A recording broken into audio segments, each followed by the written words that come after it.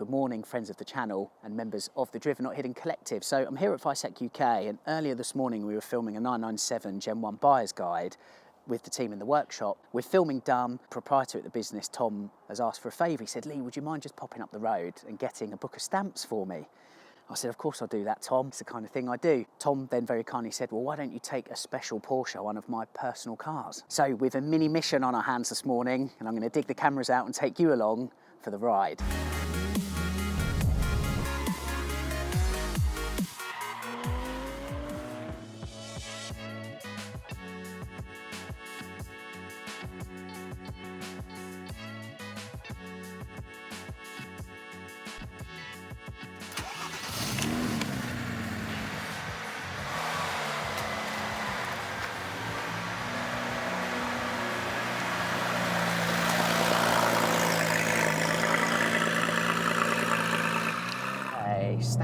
Stamps. There's somebody. Let's ask what we might be able to find in the north of England, northwest. There he is. Excuse me, mate. Where can I get some stamps? Nah, there's nothing here. Try the next village. Next village? Yeah. Grand, all right. Thanks very much, mate.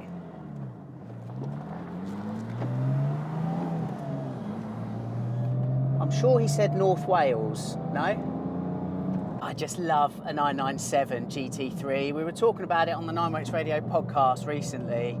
Fabulous car. It definitely improved the GT3 breed over its predecessor in the 996.2, which was quite extreme, really. Fantastic sports car, but perhaps slightly one-dimensional in terms of its application. It really was a track car, not so much a car I'd like to drive around Europe in. With this, there are added layers of dexterity built into the 997 GT3's makeup. For example, PASM for the first time, Porsche Active Suspension Management, really giving you more flexibility in terms of firmness or softness of the car's damping. Sport button increasing the sharpness of throttle response. Just gives the car more layers, which really, aside from making it even more breathtaking as a performance machine, also helps it to be a little bit more friendly for just normal road driving, like so. It does therefore make the 997.1 GT3 a fantastic tourer.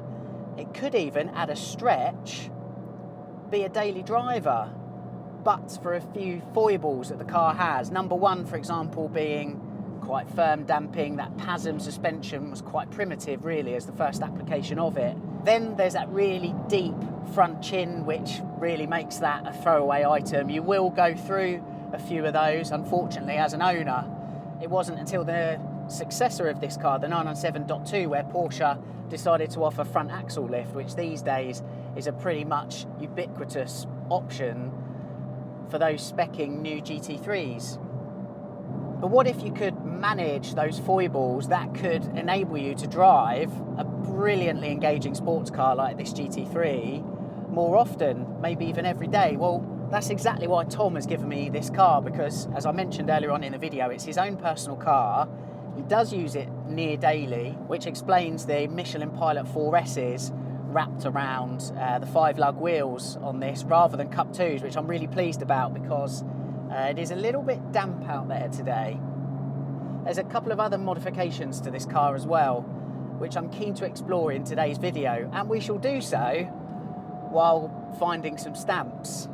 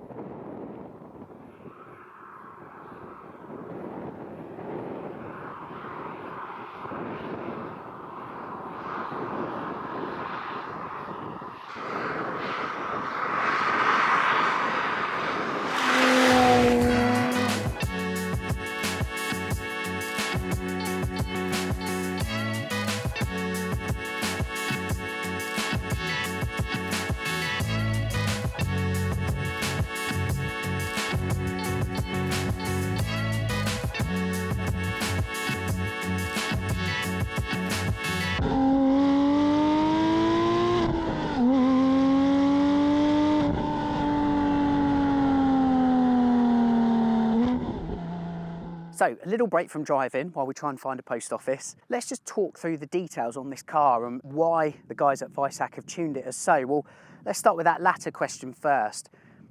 This is an example of essentially a redevelopment program that the guys at Weissach want to do with these cars. If you think the 997.1 GT3 was 20 years old now, and the predecessors in the 996, well, they're up to 25 years old. So there's going to be perished bushes and all sorts kind of going on underneath. So the other thing to consider is with these cars being modern classics now, they're not so much used on track. You know, a lot of the track junkies tend to be buying the 991 and 992 generation GT cars, which are a massive step on in performance. So these cars tend to be a bit more of an emotional investment. Really what that means is touring, fast road driving. So really the guys at Weissach have taken that to hone their ideal expression of a 997 GT car to make it really fun and engaging on the public road at sensible road speed. So again, with road focused touring in mind, that's why the car is riding on those Michelin 4S tyres. In terms of braking, we've got OE discs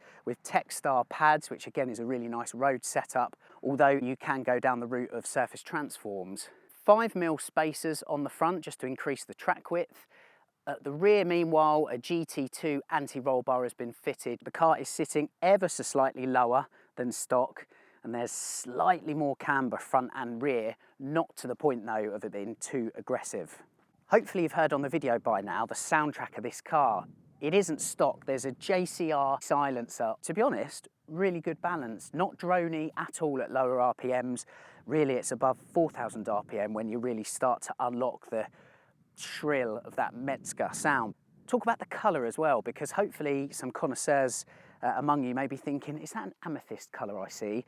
Well, actually, from stock, this 997 GT3 was black. It's got a tinted PPF on it. The colour inspired by amethyst, which is, of course, historically is quite a famous Porsche colour on 964. So it has got that look. I've not spoken about suspension at this point on this car deliberately. I want to get back on the road and talk through that in more detail, because that really does sit at the centre of what this car's about. And it is a bit of a game changer, particularly if you'd like to use this modern classic for fast road driving, for touring, or who knows, maybe even some jolly good daily driving.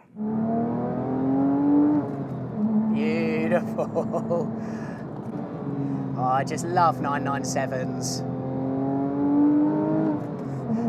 997 GT3s, I should qualify, especially when I can enjoy them on one of my favourite roads in the UK, the B4391 in Snowdonia. So, as I said earlier in the video and on Weissach Radio previously when we were discussing 25 years of the GT3, you had the original 996.1, which was a skunkworks project, really. Then Andreas Preuninger came along and improved significantly on that original GT3 with the 996.2. Actually, it was so good, as I mentioned, it was possibly quite one-dimensional. And Porsche since then has basically been trying to increase the bandwidth at both ends with the GT3 to make it a really like scintillating visceral drive, but one that actually isn't taxing to drive on the public road. And modern classics like this, that's exactly what you want really, because it's no longer top of the tree when it comes to performance from the technical point of view. So unlocking a bit more of that visceral experience, hence JCR exhaust, which does sound fabulous, while boosting practicality. I think that can only be a good thing, but of course chief to that, or key to it, is the need for this to go down the road with a degree of maturity when you want it. And that's why Weissach have teamed up with Nitron to put the Nitron PASM equipped system in the car. Now I have to admit, I had never heard of Nitron prior to meeting Tom and the guys at Weissach, so had to do a little bit of research, but actually they get around, they do some good stuff. Lotus Exige Cup cars have the dampers and coilovers fitted, as do some John Cooper Works Minis. So the company clearly works with a lot of reputable UK manufacturers. The company itself is based in the UK, by the way. It's in Motorsport Valley in Oxfordshire. I have to say on these roads, and this road that I know very, very well from many years of driving it for road tests in print and on video, it's definitely more supple with the Sport PASM in its softest setting. I'm going to turn round now, head back, and stick it in firm just to get an understanding of what that's like. First though, in a welcome boost in practicality for the GT3, this two-way R1 kit by Nitron has a trick up its sleeve to help overcome the perils of that low-slung splitter hugging the ground on bumpy B roads. And it is low, isn't it? Even this footage is making me wince for my camera, hanging in there for the sake of quality content. Anyway, to the demonstration. So I'm just going to pull in here and show you that front lift kit in action. So obviously this is all pretty much prototype stage at the moment, but in the cigarette compartment of this Weissach 997, we've got a little button here. You might be able to see that. So I've been told just press that in, count to 3. 1, 2, 3, let go. You can see that nose going up. It raises about an inch, and then if I, same again, hold that in,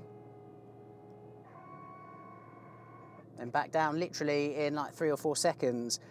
You can adjust this while you're driving as well. I don't think it's speed sensitive, which is handy because it means you haven't got to stop dead when you're pulling up to speed bumps and the like. So yeah, then it gets hidden in there, which is great.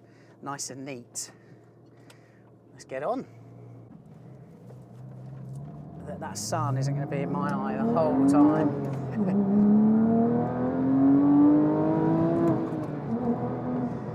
Everybody loves a 9,000 RPM redline these days in the 991 and 992 generation GT3s, but honestly, 8.4 is just still good enough.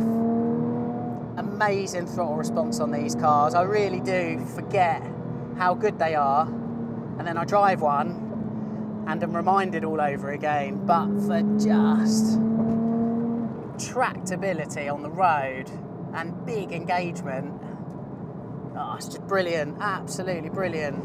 I'm really enjoying it, I have to say. Really nice communicative chassis at sensible speeds, super playful, not remotely crashy. Bingo. How has this been achieved? Well, quite obviously, they're not going to tell us what the secret sauce is, but suffice to say, different spring rates, different damping rates over the stock system.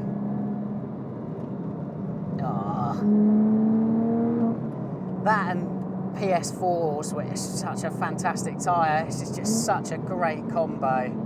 I'm not taking the mickey here. I'm having absolutely bags of fun. Right, I mean, I've not even put it in sport. I just don't feel a need to really, but let's put PASM in sport by hitting that. Yeah, it's definitely stiffer. Definitely stiffer.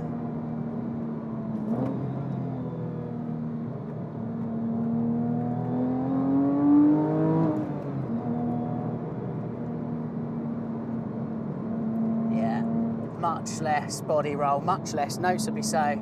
Turn that off. Yeah, the difference is massive actually. Absolutely massive. It is stiff, but it's still not crashy. Whereas the factory system definitely is in this firm setting. With the stock damping, I wouldn't go near this on the road. Very sophisticated and a definite improvement.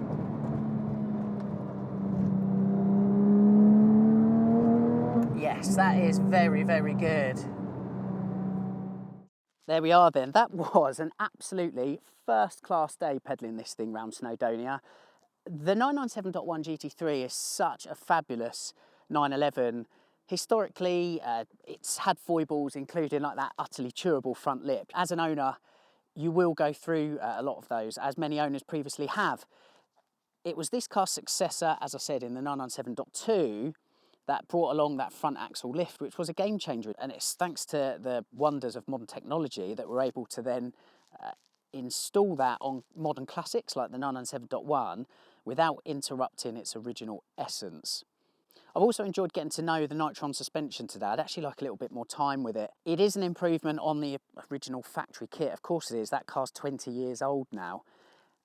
It does increase the bandwidth and the gate posts of this in terms of usability, which again, if you want a package that will give you the brilliance of that Metzger engine, but in something that is, yeah, definitely a little bit more palatable on the public road.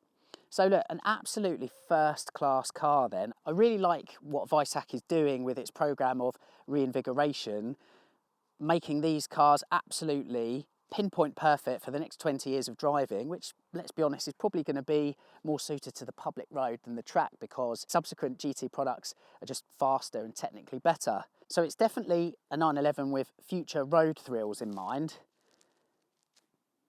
Let's get on with enjoying it then, I guess. First though, to raise the GT3's nose to avoid a nasty bump up to the tarmac.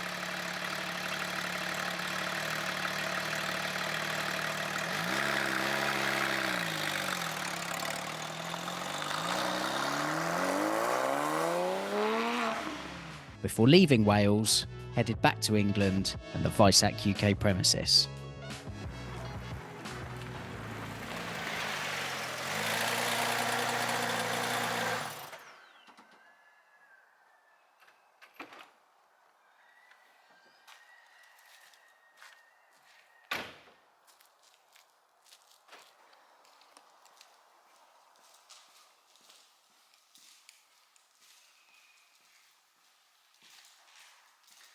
Here he is. Tom, thank you very much, my friend. That's ideal. Where's the stamps?